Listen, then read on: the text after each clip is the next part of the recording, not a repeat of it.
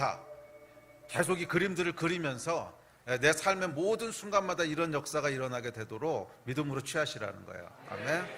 자, 그래서 지난번에 이제 그러면 하늘이 임할 때, 하늘이 열릴 때, 그러니까 카이로스의 시공간이 임할 때 무슨 일이 벌어지는가 하는 것을 조금 살펴봤습니다. 그 하나님의 임재에 대한 이야기를 살펴봤고 또 몇 가지 살펴봤는데 그 뒷부분에 조금 더 할 얘기가 있어요. 그런데 이제 다음 주에 이어서 할 거고 오늘은 중간에 잠깐 다른 얘기를 하려고 합니다.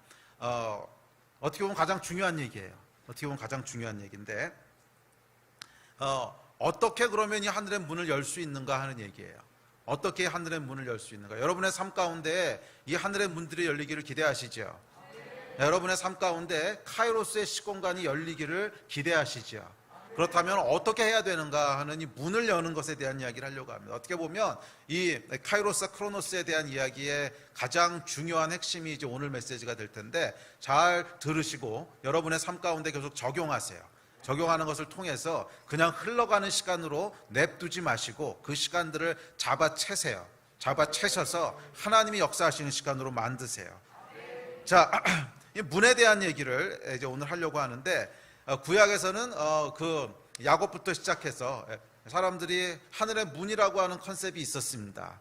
그래서 창세기에 보면 야곱이 이 베델에서 자고 일어난 다음에 여기가 하늘의 문이구나 이렇게 고백을 하죠. 근데 그때 봤던 것이 뭐냐면 사다리가 내려오고 천사가 오르락내리락 하는 것을 보면서 하늘과 땅을 연결하는 문이 여기구나 하는 이야기를 합니다. 그래서 문이라고 하는 컨셉이 있었어요. 하늘과 땅을 연결하는 문. 그런데 그 문에 대해서 어떻게 생각했냐면 특정한 장소나 또는 특정한 행위가 문을 연다고 생각을 했어요. 그래서 장소를 굉장히 중요하게 생각하고 또 어떤 방식으로 제사를 드려야 되는가 하는 어떤 행위나 제의나 뭐 이런 것들을 이제 중요하게 생각했어요. 그런데 신약에서는 그렇지 않다라고 하나님께서 말씀하셨어요. 하늘을 무는 연이 분명히 있는데 여는 문이 분명히 있는데 그 문은 장소도 아니고 어떤 특정한 행위도 아니고 뭐라는 거예요? 사람이라는 거예요. 그래서 사람이 어떠한 마음과 어떠한 태도를 가지고 있느냐에 따라서 우리 안에 마음의 상태와 우리의 생각이 어떠냐에 따라서 하늘의 문이 열리기도 하고 하늘의 문이 닫히기도 한다는 거예요. 그래서 우리 안에 보면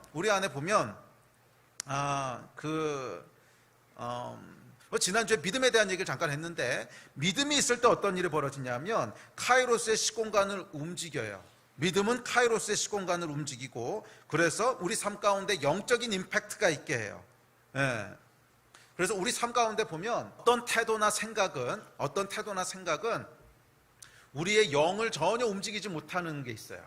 그래서 우리의 혼과 육만 계속 자극하는 어떤 행동이나 태도가 있고 반대로 우리 안에 있는 어떤 행동이나 태도는 대표적인 게 믿음인데 행동이나 태도는 영을 움직이는 것이 있어요. 사람은 여러분 영을 가지고 있는 존재지요. 영을 가지고 있는 존재인데 영을 액티베이트 하는 것들이 있고 우리의 혼을 액티베이트 하는 것이 있어요. 이해가 되세요? 우리의 어떤 생각이나 우리의 어떤 태도나 어떤 반응들은 우리 안에 있는 영을 액티베이트 시켜요. 반면 어떤 행동이나 어떤 태도나 어떤 선택들은 우리의 영을 전혀 액티베이트 시키지 않아. 그리고 오히려 우리의 혼과 육을 액티베이트 시켜.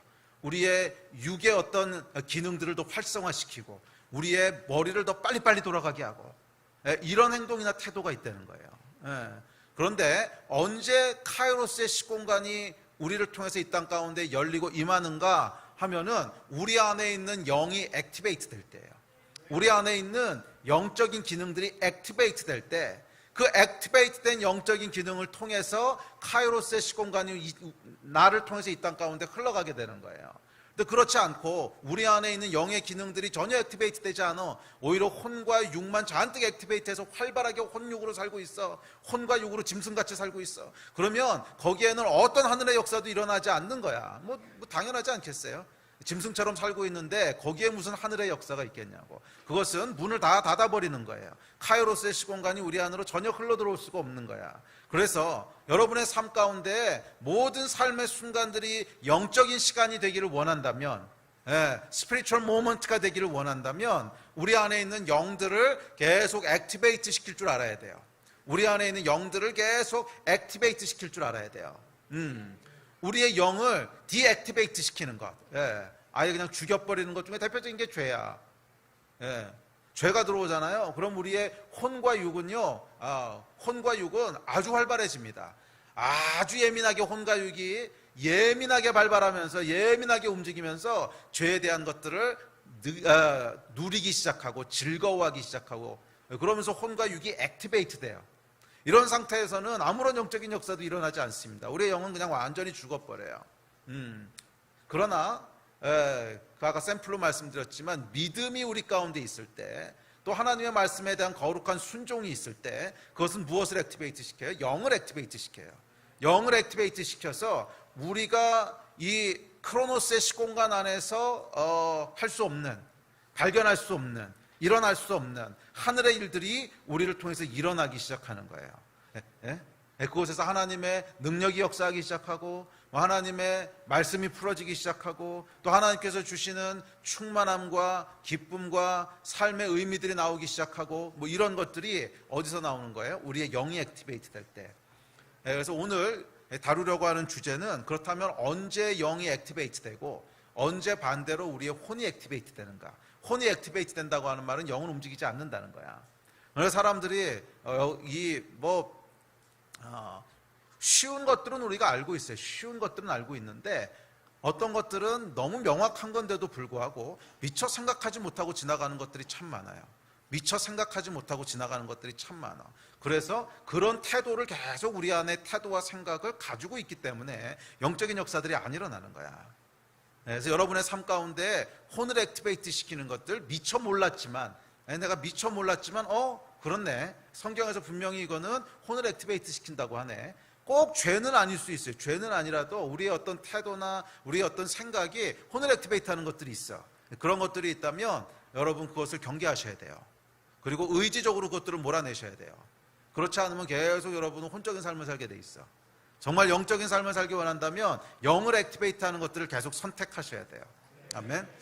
자, 한 4가지 5가지 정도 살펴볼 텐데, 첫 번째 살펴보는 것, 혼을 움직이는 태도와 생각. 첫 번째는 뭐냐면 두려움이에요. 두려움이에요. 저도 이걸 미처 생각하지 못했는데, 하나님이 이 말씀을 이제 주셔서 쭉 돌아보니까, 와, 이게 너무 정확한 거야.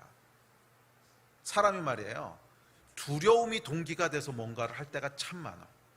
실수할까봐, 야단 맞을까봐, 실패할까봐, 또는 무엇인가 쫓겨서. 여러분 어떠세요? 여러분 삶 가운데 실질적으로 두려움이 동기가 돼서 뭔가를 하잖아요. 기도도 여러분 그런 거 있지 않으세요? 두려움이 동기가 돼서 막 하나님 앞에 기도하는 거. 살려주세요, 살려주세요, 막 이런 거 있잖아. 두려움이 동기가 돼서 열심히 기도하고, 두려움이 동기가 돼서 금식하고. 그런데 제가 쭉 성경을 살펴보고, 또 제 살아온 삶들을 돌아보고, 목회하면서 경험한 것들을 돌아보니까, 두려움에 의해서 행해진 것들은요, 단 하나도 영적인 임팩트를 일으킨 게 없어. 두려움에 의해서 행해졌던 것은 단 하나도 영적인 임팩트를 일으켰던 게 없어.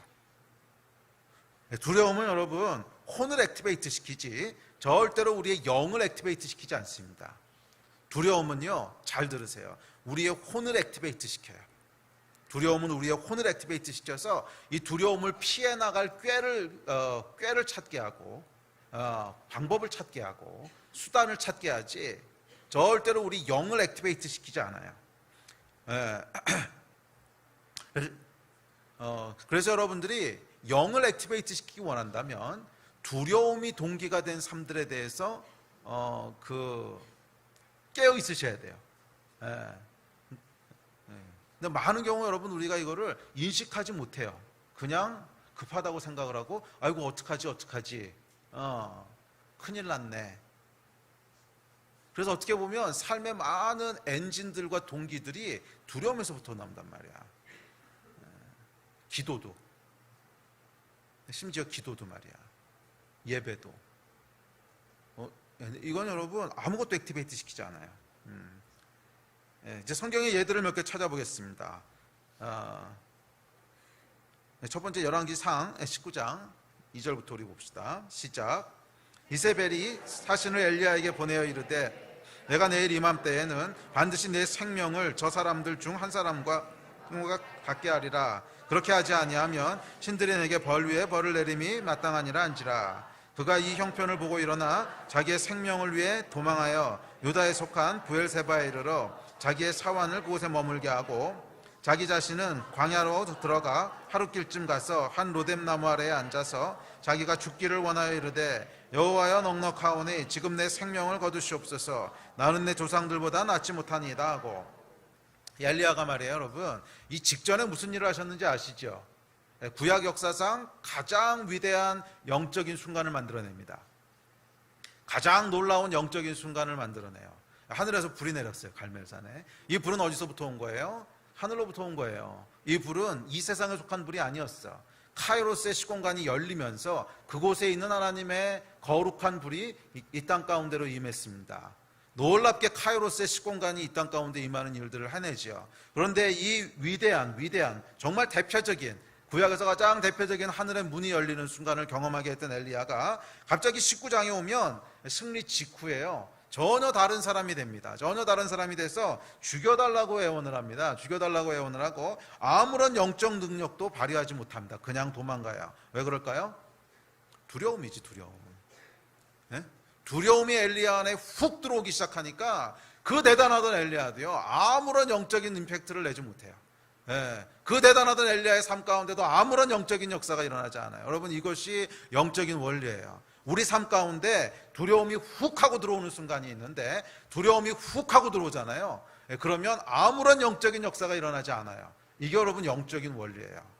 그 두려움은 여러 가지로 올 수 있어요. 건강에 대한 두려움이 훅 하고 들어온다든지, 재정에 대한 두려움이 훅 하고 들어온다든지, 아이고 이거 돈이 될까? 아이고 이거 다음 달까지 이런 일을 할 수 있을까? 재정에 대한 두려움, 돈에 대한 두려움, 미래에 대한 두려움, 사람에 대한 두려움, 하여간 두려움이 훅 하고 우리 안에 들어오는 때가 있는데, 이 두려움이 들어오게 되면 그 다음에는 영이 움직이지 않습니다. 영이 그냥 복지부동 딱 멈춰서요. 영이 전혀 움직이지 않아요. 그러면서 영적으로 무장해제가 돼버립니다. 이게 엘리야가 이야기가 우리에게 주고 있는 것입니다. 그래서 여러분, 두려움이 동기가 돼서 행하는 일들은 기억하십시오. 그것이 무엇이든지 간에 영적인 역사를 일으키지 않아요. 영을 움직이지 않아요. 네, 심지어 예배를 드리고 기도를 해도 두려움에서 나온 거라면 영을 액티베이트하지 않습니다. 그래서 이것을 성경이 뭐라고 부르냐면 율법이라고 부르는 거예요. 율법이라고.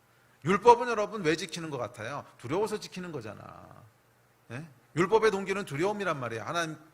하나님께 버림받을까봐, 버림받을 것에 대한 두려움, 또한 율법을 지키지 않았을 경우에 심판받을 것에 대한 두려움, 또한 사람들로부터 손가락질 받을 것에 대한 두려움. 이 율법은요, 처음부터 끝까지 다 두려움이 동기가 된 거예요. 다 두려움이 동기가 돼서 행하는 것이 율법이란 말이야. 그래서 예수님께서 율법에 대해서는 굉장히 강하게 말씀하셨어요. 율법으로는 아무것도 일어나지 않는다는 거야. 그냥 율법은 죽이는 것일 뿐이라는 거야. 의인은 오직 뭐로 말미암아 살리라? 믿음으로 말미암아 살리라. 율법으로 사는 게 아니라는 거야. 왜 율법과 믿음을 대조시키는가? 율법은 두려움이 동기가 된 것이기 때문에 전혀 영적인 임팩트를 일으키지 못하고 우리의 혼만 계속 발달시킬 뿐이야. 어떻게 하면 이 두려움을 모면할까? 어떻게 하면 이 심판을 넘어갈까? 어떻게 하면 이 위기를 모면할까? 혼만 계속 발달시키기 때문에 영을 전혀 액티베이트하지 않습니다. 그래서 예수님께서 신약시대에 오셔서 율법에 대해서는 굉장히 강하게 말씀하셨어요. 그 율법으로는 아무것도 일어나지 않는다는 거야. 그거 붙잡고 너희가 대단한 것 같이 살고 있지만 그것 가지고서는 아무런 영적인 역사도 일어나지 않는다는 거야. 그러면 무엇을 통해서 역사가 일어나는 거예요? 오직 믿음을 통해서. 오직 의인은 믿음으로 말미암아 살리라. 또 사무엘상에 보면 이 이야기가 나옵니다. 사무엘상 같이 읽어봅시다. 다음 구절 시작. 사무엘이 이르되 왕이 행하신 것이 무엇이냐 하니 사울이 이르되 백성은 내게서 흩어지고 당신은 정한 날 안에 오지 아니하고 블레셋 사람은 믹마스에 모였음을 내가 보았으므로 이에 내가 이르기를 블레셋 사람들이 나를 치러 길갈로 내려오겠거늘 내가 여호와께 은혜를 간구하지 못하였다 하고 부득이하여 번제를 드렸나이다 아니라. 사울이 여러분 제사를 드립니다. 물론 이것은 제사장이 아니면 드리면 안 되는 거였어요. 그것도 문제였긴 하지만 왜 그럼 이런 무리수를 뒀습니까? 두려움 때문에 그런 거지. 적군이 잔뜩 지금 진치고 있는데 우리 백성들, 그러니까 우리 군사들은 막 흩어지는 것 같아. 마음이 급하고 두렵고 그 두려움 때문에 제사를 드립니다. 그런데 이 두려움에서 나오는 제사는 뭐예요? 아무런 힘이 없었다는 거야. 그것은 전혀 영적인 임팩트를 일으키지 못한다는 거야. 두려움에서 나오는 것은 그것이 심지어 제사든 아니면 금식이든 아니면 기도든 무엇이든지 간에 아무런 영적인 임팩트를 일으키지 못합니다. 여러분 기억하세요. 그래서 여러분의 삶 가운데 영이 역사하는 삶을 살기를 원한다면 두려움이 동기가 된 삶에 대한 걸 경계해야 돼. 두려움을 쫓아내야 돼. 계속 두려움을 잘라내지 않으면 절대로 우리의 영이 액티베이트 되지 않습니다. 또한 두려움은 우리를 꼼짝 못하게 묶어버리기도 합니다. 영이 작동하지 않는 것을 넘어서 극심한 두려움은 육과 혼까지 아예 마비시켜버려요. 사무엘상입니다. 시작. 블레셋 사람들의 진영에서 싸움을 도두는 자가 왔는데 그의 이름은 골리앗이요 가드 사람이라 그의 키는 6규빗 한 뼘이요 사울과 온 이스라엘이 블레셋 사람의 이 말을 듣고 놀라 크게 두려워하니라. 이 블레셋 사람이 40일을 조속으로 나와서 몸을 나타내었더라. 이 골리앗이 나타납니다. 근데 골리앗이 나타내는 건 뭐예요? 두려움이죠. 골리앗이 상징하고 있는 건 두려움입니다. 이 골리앗이라고 하는 감당할 수 없는 두려움이 이스라엘 사람들의 마음을 잠식해버립니다. 그러자 이 블레셋이 40일, 무려 40일을 밤낮으로 나와서 하나님을 모독하고 이스라엘 백성을 모독하는데 아무도 움직이는 사람이 없습니다. 아무도 움직이는 사람이 없어요. 얼음이 돼버렸어요. 얼음이. 왜? 두려움 때문에.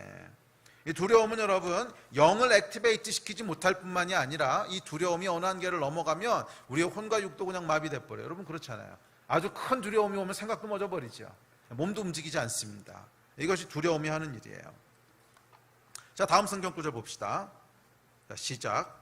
오직 강하고 급히 담대하여 나의 종 모세가 내게 명령한 그 율법을 다 지켜 행하고 우로나 좌로나 치우치지 말라. 그리하면 어디로 가든지 형통하리니 이 율법책을 내 입에서 떠나지 말게 하며 주야로 그것을 묵상하여 그 안에 기록된 대로 다 지켜 행하라. 그리하면 내 길이 평탄하게 될 것이며 내가 형통하리라. 내가 내게 명령한 것이 아니냐? 강하고 담대하라. 두려워하지 말며 놀라지 말라. 내가 어디로 가든지 내 하나님 여호와가 너와 함께 하느니라 하시니라. 자, 여기서 여러분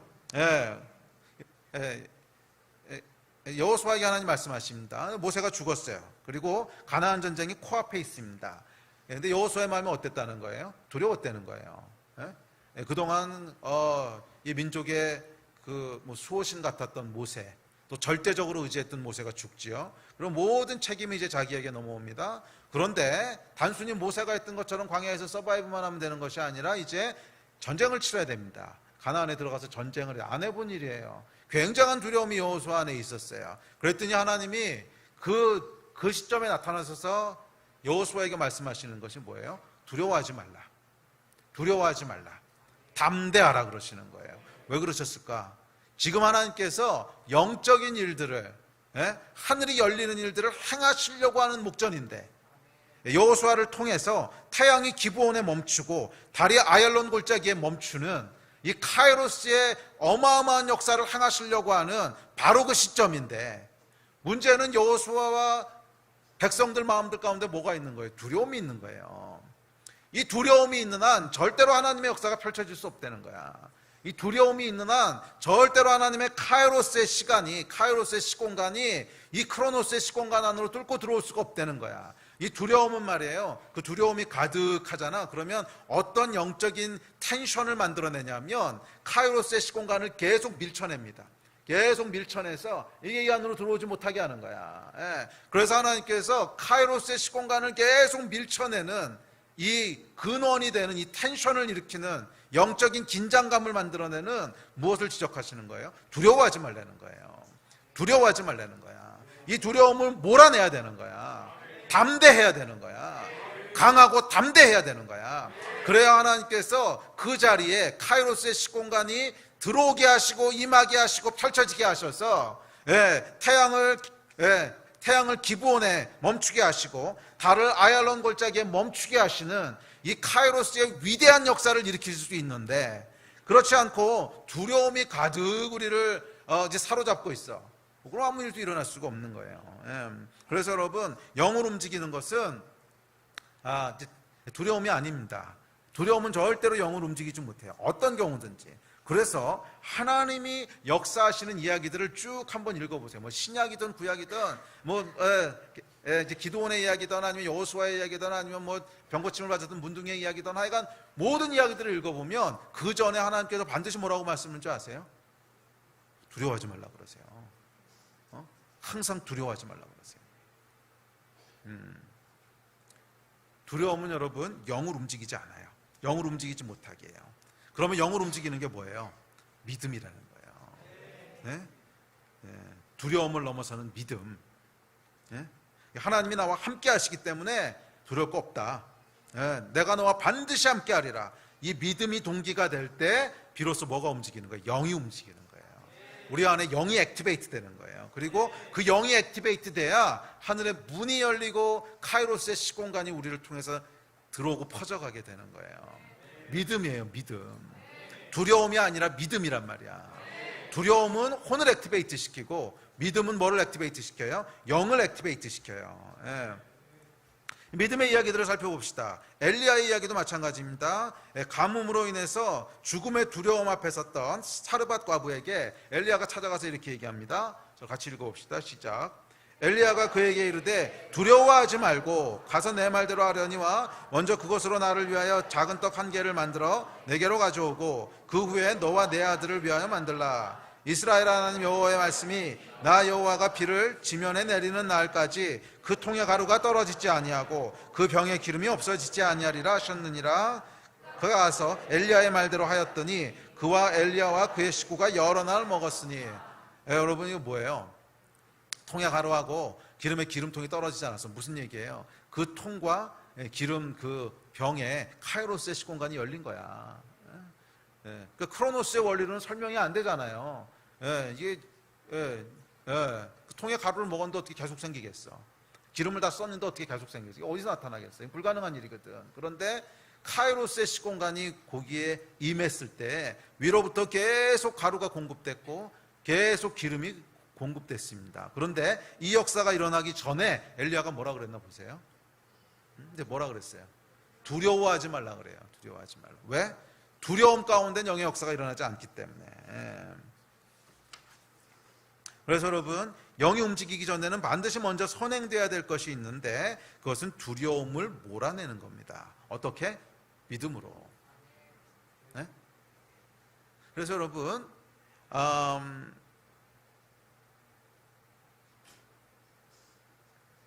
이 믿음이 말이에요. 그래서 우리가 이 하나님의 역사를 경험할 때는 하늘이 열리는 역사를 경험할 때는 먼저 하나님 앞에서의 시간이 필요해요. 먼저 하나님 앞에서의 시간이 필요한데 어떤 시간이 필요하냐면 내 안에 영이 액티베이트 되는 시간이 필요해. 내 안에 영이 액티베이트 되는 시간이 필요하고 그것이 액티베이트 됐을 때 비로소 하나님이 나를 통해서 뭘 이루세요? 카이로스의 시공간을 여신단 말이야. 그런데 영이 액티베이트 된다는 건 구체적으로 무슨 말이냐면 내 안에 있는 두려움들이 믿음으로 쫓겨나는 거야. 그러니까 우리가 두려워하는 일들이 있어요. 또 우리 마음 가운데 두려움이 있어. 그러면 이 두려움의 문제를 어떻게 해결해야 되는 거야? 하나님 앞에서의 시간으로 해결해야 되는 거예요. 그러니까 하나님 앞에 나가서 기도하고 씨름하고 말씀 앞에 서는 그 시간들이 있어야 되는 거야. 그 시간 동안에 뭐가 일어나야 되는 거야? 아, 하나님이 나와 함께 하시는구나. 아, 나와 함께 하시는 분이 더 크구나. 이 세상의 눈만으로 내 주변에 있는 크로노스의 시공간만 바라봤을 때는 소망이 없는 것 같고 두려운 것 같고 어려운 것 같아 보이지만 아니다. 카이로스의 시공간 안에서 역사하신 하나님이 계시고 그 하나님이 나하고 함께 계시는구나. 믿음 가운데 이걸 먼저 보는 거야. 그래서 이 카이로스에서 일어나는 카이로스의 시공간 안에서 일어나는 모든 것들이 믿음의 눈으로 바라보아질 때 믿음의 눈으로 그것을 직시하게 될 때 아, 지금 하나님이 나하고 함께 하시는구나. 아, 하나님이 나하고 역사하시는구나. 이게 보여질 때 우리 안에 무슨 변화가 일어나는 거예요? 두려움이 믿음 앞에서 쫓겨나게 되는 거야. 두려움에 잠식당했던 마음들이 비로소 자유케 되면서 믿음 안에 서게 되는 거예요. 이게 일어날 때 비로소 뭐가 일어나는 거예요? 영이 액티베이트 되는 거예요. 엘리사의 이야기를 보면 이야기를 하고 있습니다. 아람 왕이 엘리사가 계속 예언을 해가지고서 전쟁이 안 된다는 걸 알았어요. 그래서 엘리사를 먼저 잡지 않으면 이 나라를 이길 수 없겠구나. 그래가지고 엘리사를 잡으려고 이제 군대를 보냅니다. 군대를 보내가지고서 엘리사가 살고 있는 성읍 전체를 둘러쌉니다. 이 조그만 성읍인데 왕이 군대를 몰고 와가지고 전체를 둘러싸 버렸어요. 이를 보고는 엘리사의 사환이 겁에 질립니다. 두려움에 질려서 이렇게 얘기합니다. 자, 우리 다음 구절 같이 읽읍시다. 시작. 왕이 이에 말과 병거와 많은 군사를 보내매 그들이 밤에 가서 그 성읍을 에워쌌더라. 하나님의 사람의 사환이 일찍 일어나서 나가보니 군사와 말과 병거가 성읍을 에워쌌는지라. 그의 사환이 엘리사에게 말하되 내 주여 우리가 어찌하리이까 하니 대답하되 두려워하지 말라. 우리와 함께한 자가 그들과 함께한 자보다 많으니라 하고 기도하여 이르되 여호와여 원하건대 그의 눈을 열어서 보게 하옵소서 하니 여호와께서 그 청년의 눈을 여심해 그가 보니 불말과 불병거가 산에 가득하여 엘리사를 둘렀더라. 아람 사람이 엘리사에게 내려오매 엘리사가 여호와께 기도하여 이르되 원하건대 저 무리의 눈을 어둡게 하옵소서 하매 엘리사의 말대로 그들의 눈을 어둡게 하신지라. 아멘. 자, 여기도 보면 여러분 지금 했던 얘기들이 그대로 진행됩니다. 프로세스가 보이세요? 여기 보면 큰 두려움이 일어났습니다. 아람 왕이 군대를 보내서 다 성읍을 둘러싸고 지금 죽게 생겼습니다. 그래서 겁에 질려서 사색이 돼서 그 사환이 엘리사한테 가서 내 주여 어찌하오리까 죽게 됐습니다. 그랬더니 엘리사가 뭐라 그러나 보세요. 두려워하지 말라 그러세요. 네 안에 있는 두려움이 있으면 하늘의 역사가 일어날 수 없다는 거야. 두려워하지 말라 그러면서 뭘 합니까? 기도를 하잖아. 이 기도 가운데 뭐가 일어나는 거예요? 이 사환의 눈이 열리면서 카이로스의 시공간 안에 뭐가 일어나는지를 보는 거예요.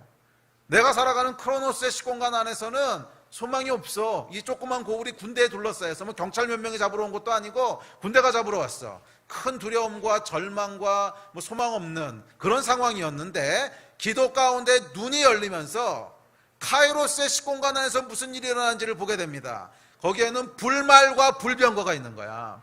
수많은 불말과 불병거가 이 엘리사와 이들을 도우려고 둘러싸고 있는 걸 보는 거예요. 이걸 보는 순간 뭐가 일어나는 거예요? 내 안에 있는 두려움들이 떠나가는 거지. 내 안에 있는 두려움들이 떠나가는 거예요. 믿음이 생기는 거야. 그러고 나니까 뭐가 일어나는 거예요? 하나님의 기적이 일어나는 거야. 이 아람 왕의 군대를 다 눈이 멀게 해가지고서 이 엘리사가 그래가지고 이리 오십시오. 길을 잘못 드셨습니다. 그랬더니 이 바보 같은 것들이 엘리사를 잡으러 온 사람들인데 엘리사인지도 모르고 졸졸졸 따라가다가 어느 순간 보니까 사마리아 한가운데 들어와서 사마리아 군대 가운데 이렇게 포위돼 있어 죽게 생긴 거지. 이런 기적을 일으키신다는 얘기지요. 그런데 여러분 언제 하나님의 능력이 이 가운데 들어와서 기적이 일어나게 됩니까? 믿음이 있을 때, 두려움이 떠나갔을 때, 문을 열어야 되는 사람의 마음 가운데 영이 액티베이트 됐을 때 비로소 하나님의 역사가 일어나게 되는 거예요. 그래서 엘리사가 두려워하지 마라 그러고 기도하면서 눈을 열게 하죠. 이것이 여러분 영적인 원리입니다. 그래서 성경에 보면 예수께서 병을 고치시거나 기적을 일으키시거나 할 때 항상 물어봤던 것이 있는데 여러분 뭔지 아세요? 내가 믿느냐 그랬던 거예요. 내가 믿느냐 그러고 물어보셨어요. 성경 같이 봅시다. 시작. 예수께서 집에 들어가심에 맹인들이 그에게 나오거늘 예수께서 이르시되 내가 능히 이 일할 줄을 믿느냐 대답하되 주여 그리하오니이다 하니 예수께서 이르시되 할 수 있거든이 무슨 말이냐 믿는 자에게는 능히 하지 못할 일이 없느니라 하시니 곧 그 아이의 아버지가 소리를 질러 이르되 내가 믿나이다 나의 믿음 없는 것을 도와주소서 하도다. 예수께서요 한 번도 이거 물어보지 않고 역사 행하신 적이 없어요. 복음서를 한번 천천히 찾아보세요. 항상 물어보세요. 네가 믿느냐? 믿느냐? 믿느냐? 근데 예수님이 그냥 해주시면 안 돼? 굳이 그거 믿는 거 확인하고 해주셔야 돼? 그런데도 물어보시잖아. 네가 믿느냐? 왜 그러겠어요? 영적인 원리가 있다는 거야. 물질적인 세계에 원리가 있듯이 영적인 세계에도 원리가 있다는 거예요. 그러니까 예수님께서 아무렇게나 자기가 원하시는 대로 막 행동하신 게 아니라는 거예요. 예수님이 행동하실 때도 영적인 원리를 따라서 행동하셨다는 거. 왜 그런 줄 아세요? 예수님을 따라서 행해야 될 모든 제자들이 이 원리를 알기 원하시는 거야.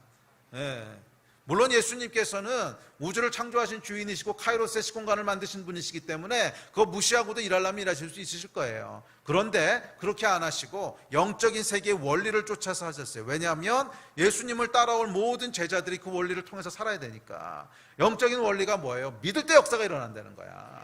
안 믿으면 아무 역사도 안 일어난다는 거야. 그래서 병을 고치실 때 항상 뭐라 그러냐면 내가 믿느냐 끊임없이 물어보셨어요. 그래서 이 아이의 아버지는 심지어 내가 믿나이다, 나의 믿음 없는 것을 도와주셔서 정신없는 소리를 하지. 믿는다는 얘기야, 안 믿는다는 얘기야. 자, 어쨌든 간에 믿음이라고 하는 것이 절대적인 열쇠라고 하는 걸 여러분 기억하십시오. 믿음이 절대적인 열쇠예요. 그래서 여러분들 삶 가운데 정말 하늘이 열리고 하나님이 역사하시는 spiritual moment, 영적인 시간들이 일어나기를 원한다면 먼저 여러분이 하나님 앞에서 무슨 싸움들을 하셔야 되냐면 내 안에 있는 두려움들을 몰아내는 싸움들을 하셔야 돼요. 그래서 나와 함께 하시는 분이 누구신지, 나를 붙잡고 계신 분이 누구신지, 나에게 말씀하시는 분이 누구신지, 나의 하나님이 누구신지 영의 눈으로 바라봐야 돼. 우리 안에 이 믿음의 역사가 먼저 일어나야 돼. 그래서 모든 두려움을 이 믿음이 다 넘어서야 되는 거예요. 뭐 아무리 우리 상황이 위험해 보이고 아무리 상황이 어려워 보이고 큰일 난 것 같고 소망이 없는 것 같고 뭐 천지가 무너지는 것 같아도 그것은 눈에 보이는 상황일 뿐이고 내 믿음의 눈을 들어서 보면 누가 계신 거야? 불말과 불병거가 계신 거야. 나를 포기하지 않으시는 분, 나를 붙잡고 계시는 분, 어떤 상황 가운데도 승리하시는 분. 이 믿음이 두려움을 넘어서는 역사가 일어날 때 비로소 우리의 기도가 힘을 갖기 시작하는 거예요. 그 전까지는 무슨 역사가 일어나냐면 온갖 혼의 역사가 우리를 다 사로잡고 있는 거야. 기도하면서도 여러분 계속 잡생각 돌아가는 거예요. 잘 생각해 보세요. 이 두려움에 그냥 확 사로잡혀가지고 기도할 때는 내가 뭔 얘기를 하는지도 몰라. 그냥 두려움 때문에 주저리 이 얘기 저 얘기하고 온갖 잡생각이 내 머릿속을 왔다 갔다 하고 이러다가 어떻게 되지? 무슨 방법을 취해야 되는 거 아닌가? 은행에로 찾아가야 되는 거 아닌가? 누구 찾아가서 도와달라 그래야 되는 거 아닌가? 온갖 잡생각이 기도하면서도 다 돌아가고 있잖아. 이게 뭐예요 여러분? 두려움이 우리를 사로잡고 있는 거야. 이게 믿음 앞에 굴복돼야 되는 거야. 이 두려움에 의해서 여러분 기도하는 것은요 아무 역사도 일어나지 않아요. 그럼 뭐에 의해서 기도해야 되는 거야? 믿음에 의해서. 나와 함께 하시는 분이 누구시며 나를 붙잡고 계신 분이 누구시며 이 믿음이 우리의 삶을 채울 때까지 하나님 앞에서의 시간이 있어야 되는 거예요. 아멘. 아멘. 그래야 영적인 일들이 일어나는 겁니다. 첫 번째 거 다 했고 두 번째 거부터 짧게 할 수 있어. 자, 둘째, 혼을 움직이는 것은 불안과 염려예요. 영을 움직이는 것은 평안이에요. 성경이 이렇게 얘기합니다. 빌립보서 4장 6절 시작. 아무것도 염려하지 말고 다만 모든 일에 기도와 간구로 너희 구할 것을 감사함으로 하나님께 아뢰라. 그리하면 모든 지각에 뛰어난 하나님의 평강이 그리스도 예수 안에서 너희 마음과 생각을 지키시리라. 뭐 두려움하고 어느 정도 비슷하기도 한데, 자, 그러니까 불안과 염려가 있으면요 영이 움직이지 않아요. 우리의 혼이 움직여요. 그래서 이 불안과 염려가 계속되잖아요. 그러면 어떠한 영적인 역사도 일어나지 않습니다. 성경을 찾아보십시오. 성령께서 역사하실 때, 영적인 역사가 일어날 때 그곳에는 평강과 평안이 가득했지 불안과 조바심과 염려와 이런 게 있지 않았어요. 심지어 순교하는 순간에도, 생명을 잃는 순간에도 불안과 염려와 조바심이 있지 않았단 말이야. 스데반의 이야기 보세요. 스데반이 생명을 잃는 순간에도 뭐가 충만해요? 평안이 충만하잖아. 이게 영이 역사하시는 조건이라는 거야. 그래서 그리스도 예수의 평강이 우리 마음과 생각을 지키셔야 돼요. 그리스도 예수의 평강이 우리 마음과 생각을 지키셔야 돼요. 그럴 때 비로소 영이 움직이기 시작합니다. 자, 성경의 예들을 찾아보겠습니다. 사도행전 12장입니다. 시작. 헤롯이 잡아내려고 하는 그 전날 밤에 베드로가 두 군인 틈에서 두 쇠사슬에 매여 누워 자는데 파수꾼들이 문 밖에서 옥을 지키더니 호련히 주의 사자가 나타나매 옥중에 광채가 빛나며 또 베드로의 옆구리를 쳐 깨워 이르되 급히 일어나라 하니 쇠사슬이 그 손에서 벗어지더라. 옥중에요 다른 시공간이 임했습니다. 한밤중에 광채가 빛나며 천사가 찾아왔습니다. 이게 뭐예요? 옥중에 카이로스의 시공간이 열린 거죠. 자, 그런데 그때 베드로의 상태가 어땠나 보세요. 자고 있습니다. 아주 푹 잠들었습니다. 얼마나 평안했는지 아시겠죠? 옆구리를 차서 깨웠습니다. 여러분, 이 상황이 어떤 상황인가 보세요. 그 직전에 야고보를 잡아서 죽였어요. 그랬더니 백성들이 좋아하는 걸 보고 조금 더 해야겠다. 그러고 베드로 잡아온 거거든. 그리고 그 다음 날이 무슨 날이에요? 베드로 처형하는 날이야. 베드로 잡아 죽이는 날이란 말이야. 그럼 여러분, 내일이면 이제 죽는 거예요. 잠이 오겠냐고. 경준아, 잠이 오겠냐? 내일이면 죽는다는데. 잠이 안 오지. 막 불안과 염려와 이게 있을 거 아니야. 그런데 그런 상태에서 영적인 역사가 안 일어나더라는 거야.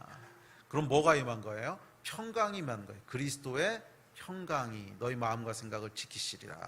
평강이 베드로에게 임한 거예요. 그러니까 이렇게 자지. 심지어 흔들어도 안 깨나니까 발로 채울 정도로, 찰 정도로 푹 잠든 거예요. 이 평강이 있을 때 뭐가 열린 거예요? 카이로스의 시공간이 열리는 거잖아. 여러분, 불안과 조바심 가운데 영적인 역사가 일어나지 않습니다. 염려, 불안, 조바심은요, 영을 액티베이트 하지 않아요. 우리 안에 있는 영이요, 불안이 있고 조바심이 있으면 그냥 디액티베이트 돼요. 아무 역할도 하지 않아요. 그러면 영은 언제 움직이는 거예요? 평강이 있을 때 영이 움직이기 시작해요. 평강이 있을 때 영이 움직이기 시작해요. 그래서 불안 가운데 떨고 있는 제자들에게 예수님이 찾아오셔서 뭐라 그러셨죠? 요한복음입니다. 우리 같이 봅시다. 시작. 이날 곧 안식 후 첫날 저녁 때에 제자들이 유대인들을 두려워하여 모인 곳에 문들을 닫았더니 예수께서 오사 가운데 서서 이르시되 너희에게 평강이 있을지어다. 이 말씀을 하시고 손과 옆구리를 보이시니 제자들이 주를 보고 기뻐하더라. 예수께서 또 이르시되 너희에게 평강이 있을지어다. 아버지께서 나를 보내신 것 같이 나도 너희를 보내노라. 이 말씀을 하시고 그들을 향하사 숨을 내쉬며 이르시되 성령을 받으라. 여기 보면 여러분, 평강이 있을지어다, 평강이 있을지어다, 그리고 성령을 받으라고 그러세요. 평강이 있어야 성령이 오신다는 거잖아. 평강이 있을지어다, 평강이 있을지어다, 성령을 받으라. 잘 생각해 무슨 말인지. 그 얘기를 뒤집어서 얘기하면 평강이 임하지 않으면 성령을 받으라. 성령 못 받는다는 거야. 평강이 있을지어다, 평강이 있을지어다, 성령을 받으라 그러시거든. 우리 안에 그 평강이 먼저 임해야 영이 액티베이트 되고, 영이 액티베이트 돼야 비로소 카이로스의 시공간이 열리고 그곳에 계신 성령께서 우리 안에 역사하시지. 평강이 있어야 됩니다. 평강이. 그래서 저는 기도할 때 중요한 사인 중에 하나가 평강입니다. 중요한 사인 중에 하나가 평강이에요. 어떤 일을 놓고 기도할 때 마음 가운데 계속 좀 불편한 마음이 있고 불안한 마음이 있어. 그러면 기도를 끝내면 안 돼요. 그거 아직 응답된 게 아니야. 계속 하나님 앞에 기도합니다. 어떨 땐 하루에 안 끝날 때도 있어. 그럼 며칠을 계속 기도합니다. 그러다가 어떤 사인이 오냐면 평강한 마음이 들 때가 있어요. 편안한 마음이. 그러니까 더 이상 이제 염려가 안 되고 편안하고 평강할 때가 있어요. 그러면 그것이 저는 응답으로 취해요. 저는 그것이 맞다고 느끼는 게, 제 안에 그런 평강이 임했다고 하는 것은 영이 이미 액티베이트 된다는 거야. 그럼 하나님이 일하시겠지. 문을 열어놨는데 하나님 일하시겠지, 안 하시겠어? 그런데 평강이 없어. 어떤 일을 놓고 내가 기도하고 뭐하고 있는데 계속 좀 불안하고 불편하고 그래. 그러면은요, 아직 영이 액티베이트 안 된 거야. 뭔가 기도가 더 필요한 거야. 그래서 제가 기도할 때 사인으로 삼는 아주 중요한 것 중에 하나가 평강이에요. 제 안에 제가 기도하는 것에 대해서 평강한가, 편안한 마음이 있는가, 평화가 있는가. 근데 왜냐하면 평강이 있어야 영이 액티베이트 되기 때문에 그래요. 이해가 되십니까? 잘 따라오고 계세요? 자, 세 번째, 혼을 움직이는 태도와 생각은 분노와 미움이고요. 영을 움직이는 것은 긍휼과 사랑입니다. 이 사람들이 말이에요, 공의를 이야기할 때 저지르기 쉬운 실수가 있습니다. 이 땅의 불의를 보면서 분노합니다. 그리고 악한 사람들을 보면서 미워합니다. 그리고 이 분노와 미움의 에너지를 가지고 뭔가를 행합니다. 그러면서 정의를 행한다고 생각을 해요.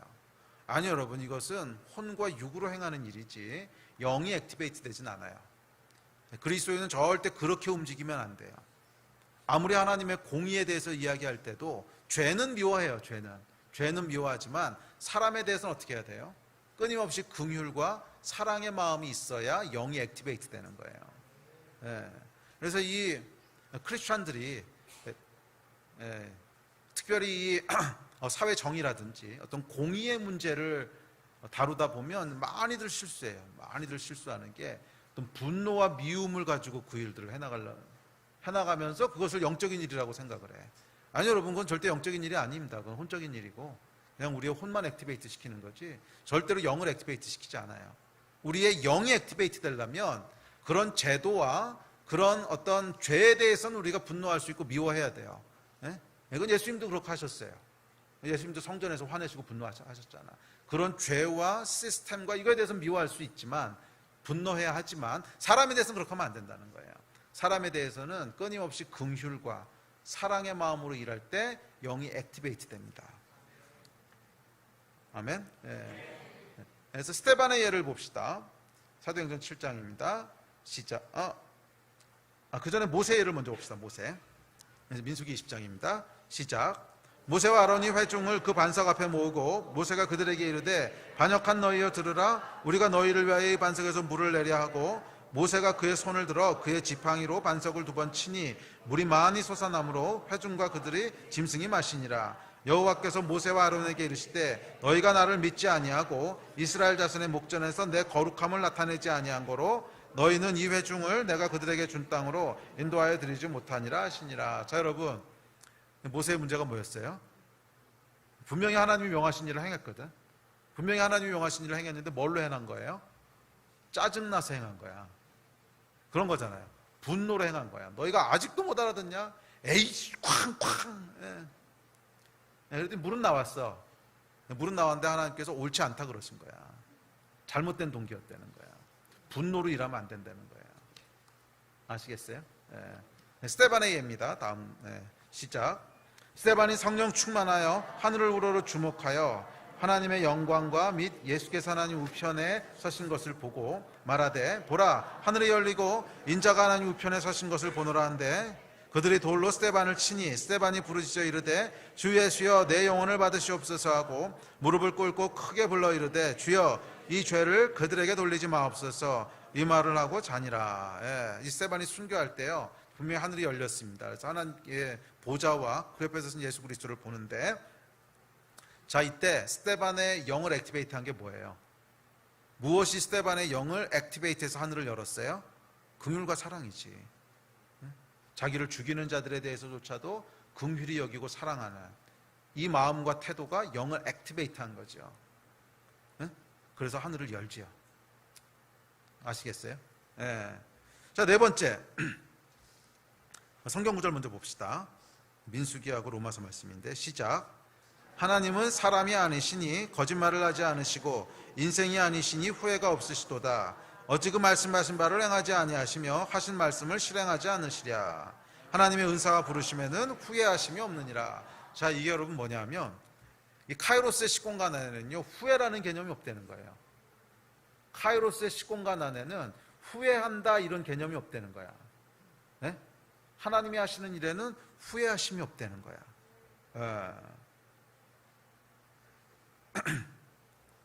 자 그래서 이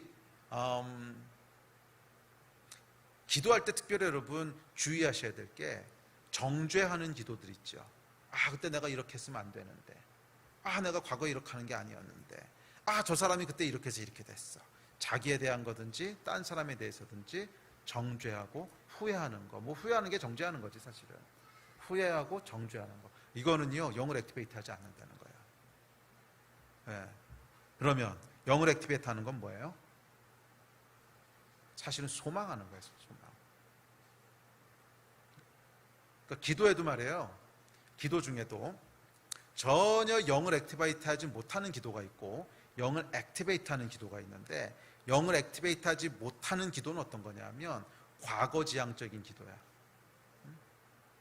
그때 이렇게 하면 안 되는 거였는데 저렇게 하면 안 되는 거였는데 근데 이것이 회개라는 이름으로 착각을 일으켜요. 회개한다고 생각을 해. 근데 여러분 그 정죄하고 회개는 다릅니다. 정죄하고 회개는 달라요. 이제 회개에 대해서는 성경에서 이렇게 얘기합니다. 시작. 하나님 뜻대로 하는 근심은 후회할 것이 없는 구원에 이르게 하는 회개를 이루는 것이요 세상 근심은 사망을 이루는 것이라. 자, 여러분 이게 이 회개를 뭐라 그랬어요? 후회할 것이 없는 구원에 이르게 하는 게 회개라 그랬어요. 그러니까 회개는 계속 후회하는 게 아니라는 거야. 후회하고 회개는 다르다는 거야. 무슨 말인지 알겠어요? 회개는 후회할 것이 없는 구원에 이르게 하는 거라 그랬어. 그래서 이게 이제 특별히 우리가 이 영을 액티베이트 시키기 원한다면, 영이 움직이는 걸 보기 원한다면 자꾸 과거 지향 쪽으로 가서는 안 돼. 과거에 이걸 잘못했는데 그때 이렇게 하는 게 아니었는데 너무 후회돼, 너무 아쉬워. 이거는요 그냥 혼만 계속 돌아가게 할 뿐이지 영으로 움직이지 않아요. 과거에 그렇게 하는 게 내가 잘못한 거면 회개하고 끝. 후회할 것이 없는 구원에 이르게 하신다고 했잖아. 잘못했습니다. 진심으로 잘못했습니다. 그러고 끝내는 거야. 그럼 무엇을 구해야 되는 거예요? 미래의 일들, 이루실 일들, 소망들, 비전들. 이걸 붙잡고 기도해야 영적인 역사가 일어나는 거지. 과거에 묶여가지고서 과거 계속 파고 있으면 뭔 일이 일어나겠어? 아무 일도 안 일어난다는 거야.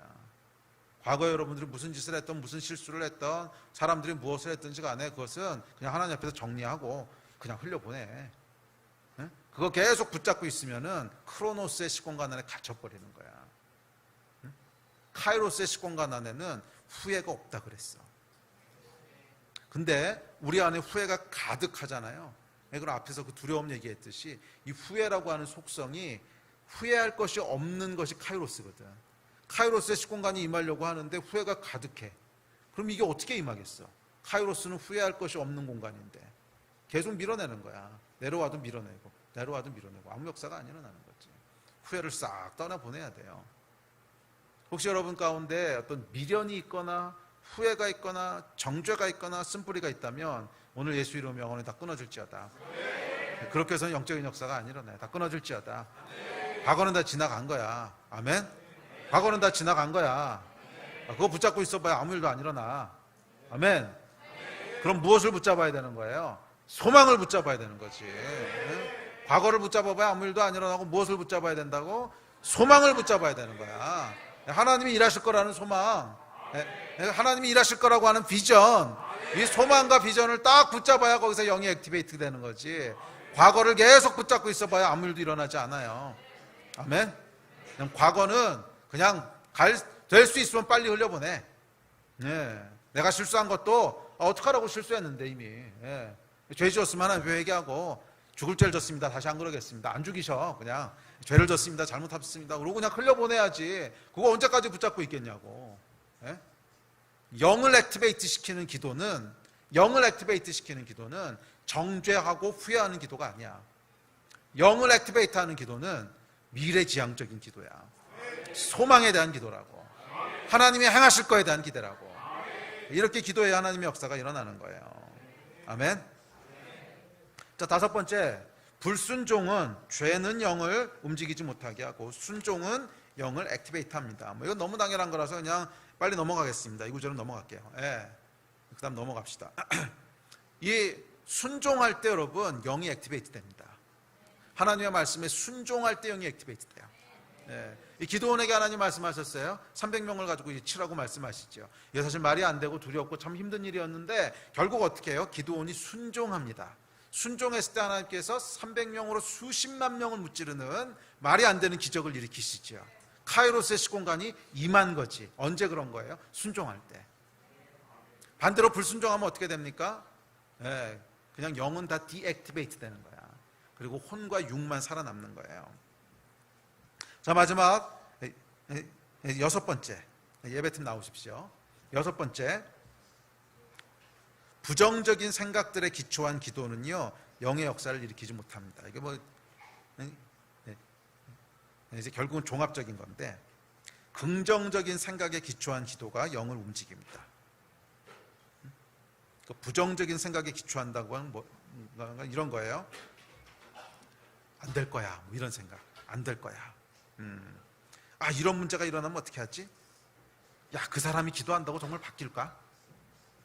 위험하지 않을까? 이렇게 시작했다 재정이 안 채워지면 어떡하지? 이걸 내가 할 수 있을까? 실패하면 어떡하지? 실수하면 어떡하지? 안 되면 어떡하지? 이거. 이런 부정적인 생각에 기초한 기도는요, 혼만 움직여요. 혼만 계속 움직여. 혼만 계속 움직여. 영이 전혀 움직이지 않아요. 영은 언제 액티베이트 되는가? 긍정적인 생각을 해야 돼요. 아니, 안 되긴 왜 안 돼? 하나님이 죽으셨어. 아니, 멀쩡히 하나님이 살아계신데 안 되긴 왜 안 되냐고.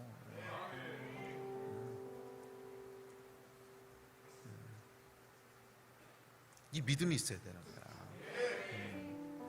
왜 맨날 안 될 것만 생각을 해? 뭐 하나님이 돌아가셨어. 안 되긴 왜 안 돼? 하나님 살아계신데.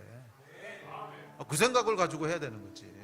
안 되면 어떡하지? 안 채워지면 어떡하지? 실패하면 어떡하지? 부족하면 어떡하지? 안 되긴 왜 안 돼? 안 되긴 왜 안 돼? 답답해 죽겠네 정말. 하나님이 멀쩡히 살아계신데 안 되긴 왜 안 되냐고. 안 된다고 생각하니까 안 되는 거지. 그거 맨날 안 되면 어떡하지? 어떻게 하면 어떡하지? 조바심 내고 염려하고 근심하고 안 된다고 생각하고. 그러면은 여러분의 삶 가운데 아무런 영적인 역사도 안 일어나. 성경 한번 찾아보라고. 그런 상태에서 영적인 역사가 일어난 적이 있나? 한 번도 그런 상태에서는 영적인 역사가 일어나지 않아. 그러면 언제 영적인 역사가 일어나는 거야? 담대하게. 비록 내가 부족해도 하나님 일하실 거야. 하나님이 약속하셨는데 믿음을 가지고 될 거야. 이게 하나님을 위한 일인데 왜 안 되겠어? 내 뭐 죄에 쓰려고 욕심에 쓰려고 하는 것도 아니고 주님께서 하시겠다고 하는 게 왜 안 되겠어? 믿습니다. 아멘. 할 수 있거든요. 무슨 말이냐? 아멘. 믿는 자들에게 능치 못할 일이 없느니라. 이렇게 할 때 여러분, 영이 움직이기 시작하는 거예요. 우리 안에 있는 영이 움직여야 되는 거예요. 영이 액티베이트 되는 거야. 이제 마가복음 한 절만 읽고 우리 기도합시다. 시작. 예수께서 이르시되 할 수 있거든요. 무슨 말이냐? 믿는 자에게는 능히 하지 못할 일이 없느니라. 아멘.